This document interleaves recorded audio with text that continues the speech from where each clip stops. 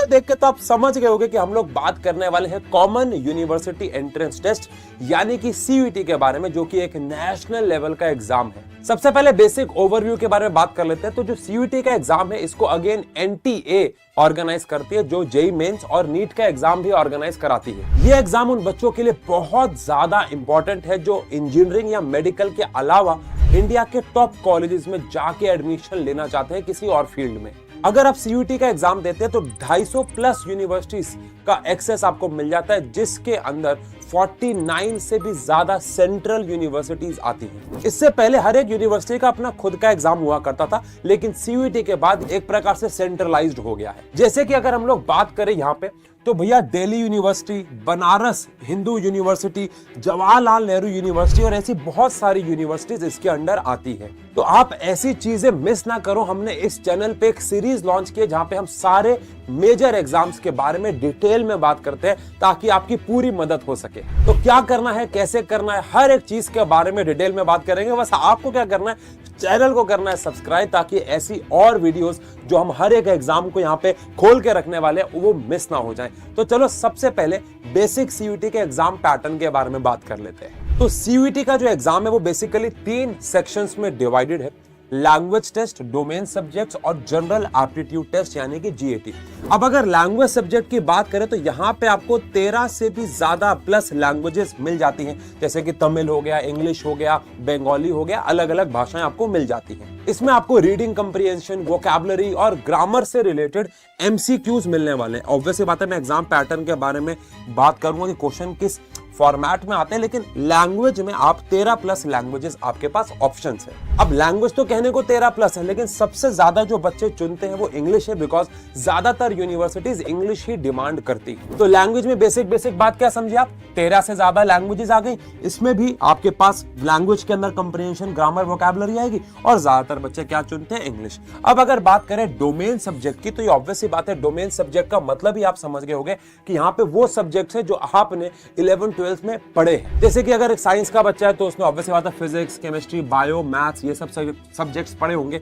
वहीं पर कॉमर्स की बात करें तो अकाउंट्स हो गया, बिजनेस स्टडीज हो गया, इकोनॉमिक्स हो गया, ये सारे सब्जेक्ट उसने ऑब्वियसली बात है पढ़े होंगे। और अगर वहीं पे आर्ट्स का बच्चा हो गया तो हिस्ट्री हो गया, पोल साइंस हो गया, साइकोलॉजी हो गई, ये सारे सब्जेक्ट्स उसने कहीं ना कहीं पढ़े होंगे। तो ये है डोमेन सब्जेक्ट्स। इसमें टोटल 23 सब्जेक्ट्स आते हैं, जिसमें से बच्चे ज्यादातर 3 से लेकर 4 सब्जेक्ट्स चुनते हैं। ध्यान रहे आप कौन सा कोर्स करने वाले हैं उस पे सब्जेक्ट चुनना बहुत जरूरी है। एग्जाम्पल के तौर पे अगर आप बीएससी जूलॉजी में करना चाहते हैं तो बायो चुनना जरूरी होगा। एग्जाम्पल के तौर पे आप फिजिक्स ऑनर्स करना चाहते हैं तो ये ऑब्वियस है कि फिजिक्स चुनना जरूर होगा। साथ साथ कौन से सब्जेक्ट चुनने होंगे वो कोर्स और यूनिवर्सिटी पे डिपेंड करता है। फॉर्म भरते हुए आप खुद समझ जाओगे, लेकिन 3 से लेकर 4 सब्जेक्ट्स आपको चुनने होंगे ही होंगे। यानी कि आप अपने डोमेन के सब्जेक्ट खुद चुन सकते हो, लेकिन जिस कॉलेज या यूनिवर्सिटी में आप जाना चाहते हो उसका क्राइटेरिया भी मैटर करता है। वो आप अगेन मैं बोल रहा हूं खुद समझ जाओगे फॉर्म भरते वक्त। अब जो डोमेन सब्जेक्ट है इसकी जो सिलेक्शन है वो बहुत ज्यादा इंपॉर्टेंट है। इतनी ज्यादा इंपॉर्टेंट है कि इसके बारे में मैं वीडियो के एंड में बात करूंगा, क्योंकि ये अगर आपने गलत किया तो चाहे आपके पूरे नंबर भी आ गए, आपको आपका मनचाहा कोर्स ही नहीं मिलेगा। तो डोमेन के सब्जेक्ट सिलेक्शन काफी इंपॉर्टेंट है, इसके बारे में आगे बात करता हूं, लेकिन पहले आओ आगे बढ़ते हैं। फिर आता है हमारा तीसरा पार्ट, यानी कि हमारा जीएटी, यानी कि हमारा जनरल एप्टीट्यूड टेस्ट। अब जैसा कि नाम है वैसा ही इसका काम है। इसमें क्या क्या आ जाता है भैया, लॉजिकल रीजनिंग आ जाती है, क्वांटिटेटिव एप्टीट्यूड, यार वो वाले सवाल नहीं होते ना कि गिट्टा फेंका 6 के पीछे क्या आ रहा है, 4 के पीछे क्या आ रहा है, उसकी बुआ इसकी भाभी लगी तो इसकी बहन की बेटी क्या लगी, वो वाले सवाल थोड़े से यहाँ पे आ गए। करंट अफेयर्स यहाँ पे उस बेस पे आ गए, मतलब उस साल के जो भी पूरे साल के करंट अफेयर्स चल रहे होंगे या कोई और मेजर चीज वो आ गई सिलेबस के अकॉर्डिंग। और यहाँ पे ध्यान रहे कि ये वाला जो पार्ट होता है वो एकदम फ्रेश पार्ट होता है। जब भी कोई बच्चा सीयूईटी की तैयारी कर रहा होता है तो लैंग्वेज और कहीं ना कहीं डोमेन उसको आता होता है, क्योंकि उसने 11th-12th में पढ़ाई कर रखी होती है। लेकिन जब 12th के बाद वो सीयूईटी का एग्जाम देता है तो सबसे ज्यादा मेहनत उसको जनरल एप्टीट्यूड टेस्ट में ही करनी होती है। अच्छा, अब ध्यान रखना कि जीएटी वाला जो पार्ट है वो अगेन सबको देना मैंडेटरी नहीं है, लेकिन कई कोर्सेज में जीएटी वाला पार्ट देना मैंडेटरी है। फॉर एग्जाम्पल अगर आप यूनिवर्सिटी ऑफ दिल्ली से आईटी करना चाहते हैं तो आपको जीएटी देना ही होगा, वो कंपलसरी है।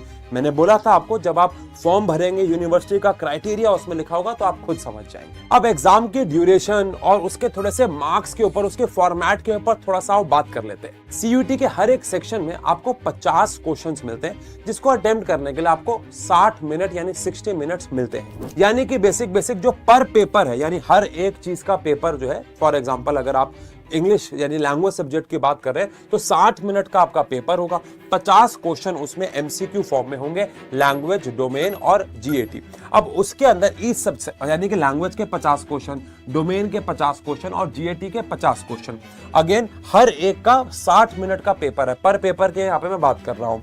उसके बाद अगर आप सही करते हो तो +5 मिलते हैं और गलत करने पे आपको -1 मिलता है। डेट शीट ऑब्वियसली बात है अलग अलग होती है। फिजिक्स का पेपर अलग है, केमिस्ट्री का पेपर अलग है, कॉमर्स वालों में अकाउंट्स का अलग आ गया, बिजनेस स्टडीज का अलग आ गया, लेकिन हर एक पेपर में बेसिक फॉर्मेट यही। अब कितने नंबर ऑफ पेपर आप दे सकते हो, तो अगर हम यहाँ पे बात करें तो मैक्सिमम 5 टेस्ट पेपर्स आपको देने हैं, जिसके अंदर लैंग्वेज और जीएटी एडेड है।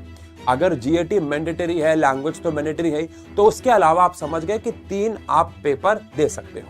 मतलब उन दोनों को मिला के मैक्सिमम 5 पेपर हो गए। अब अगर बात करें तो पहले ये टेस्ट अलग फॉर्मेट पे होता था, यानी हाइब्रिड फॉर्मेट पे होता था, लेकिन 2025 से ये कंप्यूटर बेस्ड टेस्ट हो गया। मतलब आपको सेंटर पे जाना होगा, वहां पे कंप्यूटर बेस्ड टेस्ट होगा, कंप्यूटर में सब कुछ सबमिट करना होगा। जैसे कि आपको पता है बहुत सारे एंट्रेंस टेस्ट का फॉर्मेट हो चुका है। अब ये भी ध्यान रखना कि अगर हर एक सब्जेक्ट का पेपर आपका 250 नंबर का हो गया है, क्योंकि मैंने आपको बताया 50 क्वेश्चन है, हर एक क्वेश्चन 5 नंबर का है, तो 250 नंबर का आपका एक पेपर हो गया। अब अगर आप इंटू में 5 सब्जेक्ट चुनते हैं तो आप हिसाब लगा सकते हैं कि 1250 मार्क्स का आपका total paper, total out of बनता है 1250 का। और इसी 1250 में से आपके कितने मार्क्स आए, इसके हिसाब से आपको कट ऑफ मिलता है। कट ऑफ मतलब कॉलेज यूनिवर्सिटी डिसाइड की जाती है। अब कट ऑफ हर साल अलग अलग आती है, उसके लिए तो बहुत ज्यादा कुछ डिटेल पता ही नहीं जा सकती, क्योंकि हर साल की कट ऑफ एग्जाम के हिसाब से, बच्चों ने कितना अच्छा रिजल्ट स्कोर किया उसके हिसाब से, नंबर ऑफ सीट्स के हिसाब से डिसाइड होता है। लेकिन यहाँ पे ये जानना बहुत जरूरी है कि सीयूईटी का जो एग्जाम है उसके लिए एलिजिबिलिटी क्या है। तो बच्चों, अगर आपको सीयूईटी का एग्जाम देना है तो आपको 12th पास होना जो एक्चुअली में है वो जरूरी है। मतलब 12th पास होना जरूरी है। लेकिन बहुत बार जो बड़ी यूनिवर्सिटी जैसे कि डीयू है या जेएनयू है, उनके लिए हर एक कोर्स की एक सब्जेक्ट परसेंटेज रिक्वायरमेंट भी होती है। तो एग्जांपल के तौर पे अगर दिल्ली यूनिवर्सिटी से आप फिजिक्स ऑनर्स कर रहे हैं तो आपको 12th तो पास होना है, लेकिन उस 12th में आपकी एक फिक्स परसेंटेज इतनी आनी चाहिए। इससे कम आई तो चाहे आपने सीयूईटी में कितना भी स्कोर किया होगा, आपको एडमिशन नहीं मिल पाएगा। लेकिन कुछ यूनिवर्सिटीज को आपके 12th के मार्क्स से कोई कनेक्शन नहीं है, वो सीयूईटी के मार्क्स पे कट ऑफ आपको देते हैं और आपका उसमें एडमिशन होता है। मेरे टाइम पे कैसा होता था, इन यूनिवर्सिटीज में एडमिशन सिर्फ 12th के हिसाब से मिलते थे। अब क्या है, कुछ यूनिवर्सिटी आपको सिर्फ सीयूईटी के मार्क्स के हिसाब से दे रही है और कुछ कह रही है जैसे दिल्ली यूनिवर्सिटी जैसे, जो सीयूईटी के मार्क्स भी देखेंगे और आपको 12th में भी कुछ मिनिमम परसेंटेज क्राइटेरिया वो आपको देंगे, जो कि सबका अलग अलग होगा। तो एग्जाम तो आप सब दे दोगे, क्योंकि आपका तब तक रिजल्ट आया नहीं होगा, या अगर आ भी गया होगा तो एग्जाम देने में कोई आपको नहीं रोक रहा। लेकिन एडमिशन मिलेगा कि नहीं मिलेगा, इसके लिए क्राइटेरिया पूरा करना सब यूनिवर्सिटीज के लिए अलग है। तो एग्जाम देने के लिए कोई क्राइटेरिया नहीं है, आप जाओ दे दो। लेकिन एडमिशन मिलने के लिए 12th के मार्क्स भी कई कई जगह पे डिपेंड करेंगे। आओ अब एप्लीकेशन टाइमलाइन को जरा समझते हैं कि फॉर्म, एग्जाम और रिजल्ट कब कब आता है, कि मतलब फॉर्म कब भर सकते हैं, एग्जाम कब होता है और रिजल्ट कब आता है। अब जनरली जो एग्जाम का जो फॉर्म का जो समय है वो एक्चुअली में फेब से लेके मार्च तक होता है। इस बार थोड़ा सा एक्सेप्शन हो गया था, रीजन मुझे नहीं पता। इस बार मार्च में ही फॉर्म जो है वो रिलीज हुआ और मार्च में ही क्लोज भी कर दिया गया था। बट जनरली फेब में इसका ओपन कर देते हैं, आप रजिस्ट्रेशन कर सकते हो, और मार्च में क्लोज करते हैं। इस बार मार्च में ही ओपन हुआ था और मार्च में ही क्लोज हो गया था। तो जनरली मान के चलो फेब मार्च में फॉर्म निकलेगा और क्लोज भी हो जाएगा। एग्जाम की बात करें तो इस साल की अगर बात करें तो मई से लेके 1 जून तक एग्जाम हुए थे, है ना। तो हम अगले साल भी मतलब 2026 का भी पेपर इसी टाइमलाइन पे मान के चल रहे हैं कि मई में स्टार्ट हुए थे और 1 जून तक एग्जाम्स खत्म हो गए थे। और अगर रिजल्ट की बात करें तो जुलाई में अभी फर्स्ट वीक में हमारे पास मान के चलो रिजल्ट आ जाएगा। यानी जुलाई फर्स्ट वीक तक इसका हो सकता है जून लास्ट वीक में भी आ जाए, लेकिन जुलाई फर्स्ट वीक तक हम ये ऐसा मान के चल रहे हैं कि रिजल्ट हर साल आएगा।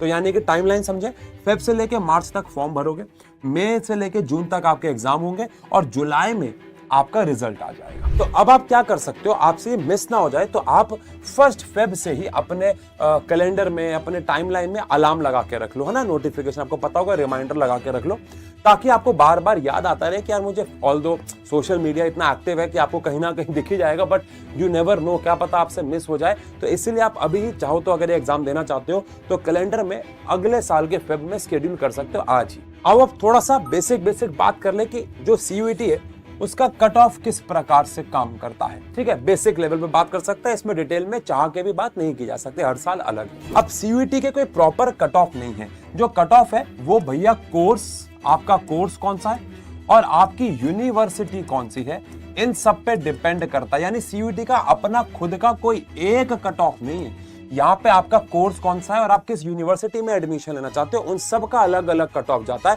जो कि अगेन वेरी करता है। इसलिए रिजल्ट के बाद आपको वेबसाइट पे जाना होगा और हर एक, वैसे तो ये अखबार में भी छपता है, इंटरनेट पे भी आ जाता है, लेकिन वेबसाइट पे जाना होगा और हर एक कोर्स और हर एक यूनिवर्सिटी की कट ऑफ को चेक करना होगा। तो अगर आपने 5 सब्जेक्ट लिए तो उसके हिसाब से आपका कट ऑफ बनेगा, परसेंटेज बनेगी, परसेंटाइल बनेगी और उसके हिसाब से आपको एडमिशन मिलेगा। अब मैंने आपको पहले भी कहा था कि हम लोग बात करेंगे एक्चुअली में आपके डोमेन सब्जेक्ट्स रिक्वायरमेंट की, क्योंकि अगर आपने सही कॉम्बिनेशन नहीं चुना तो चाहे आपके 1000 नंबर भी आ जाएं 1250 में से, आपको कॉलेज में एडमिशन ही नहीं मिलेगा। अब सही कॉम्बिनेशन को कैसे समझें, जैसे एग्जांपल के तौर पे एग्जांपल देके समझा सकता हूं कि मान लो आपको दिल्ली यूनिवर्सिटी में आपको बीएससी यानी आपको फिजिक्स ऑनर्स करना है, मान लो, तो फिजिक्स ऑनर्स के लिए आपके पास मैथ्स और आपके पास फिजिक्स एज डोमेन सब्जेक्ट होना ही होना चाहिए। इसके अलावा आप क्या चुनते हो आपकी मर्जी है, लेकिन मैथ्स और फिजिक्स होना अनिवार्य है।